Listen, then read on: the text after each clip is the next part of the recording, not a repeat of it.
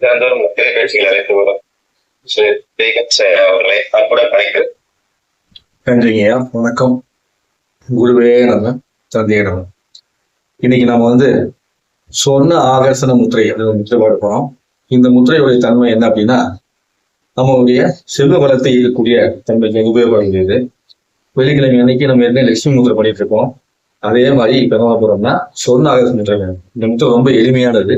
அது எப்படி செய்யறோம்னா, கட்டவரல் கொண்டு உங்களுடைய இந்த சுண்டுவல் கீழ் இருக்கையோ இடக்கூடிய அந்த மேடு, அந்த மேட்டில் வைக்கணும்.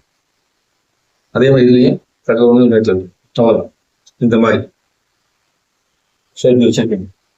இந்த ஓரத்துல உள்ளுக்குள்ள இங்க வைக்கிறது கிடையாது, இந்த சுண்டுவல் அடியில் வைக்கிறது இல்லை, கீழே இந்த மேட்டு இப்படி மேட்டில் வச்சுக்கிட்டு கண்களை மூடி நீங்க அமைதியா அப்படியே மடிமையை வச்சுட்டு அமைதியா உட்கார்ந்து உங்க மூச்சனை நீங்க கவனிச்சிட்டே வரணும். இதை செய்யறதுனால நமக்கு செல்வ வளத்தை ஈர்க்கும் வல்லமை கிடைக்குது அப்படின்னு சொல்றாங்க.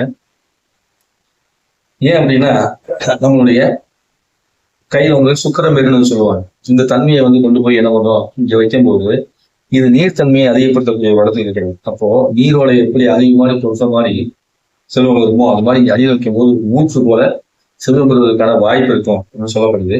அதனால நம்ம எல்லா வேலையும் செஞ்சு உழைப்பெல்லாம் போடுறோம். அதோட சேர்ந்த முத்திரை என்ன பண்ணலாம், செய்யலாம். இதை சுக்கர கோடையில செய்வது அப்படிங்கிறது ரொம்ப சிறப்பு அப்படின்னு சொல்லப்படுது.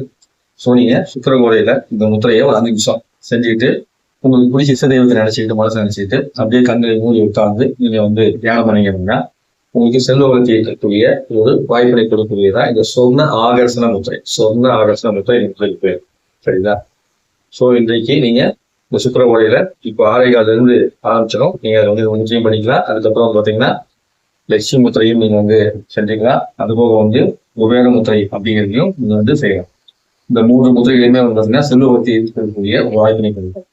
இந்த ஒரு நல்ல வாய்ப்பினை அளித்த பிரபஞ்சத்திற்கும் அனைத்து ஆசான்களுக்கும் கற்றுக்கொண்ட அனைத்து அன்பர்களுக்கும் குருமார்களுக்கும் நன்றி. வாய்ப்பிற்கு குணபாதையற்ற ஓசகர்களுக்கும் நன்றி. குருவே நம்ம தந்தையா. நன்றிங்க.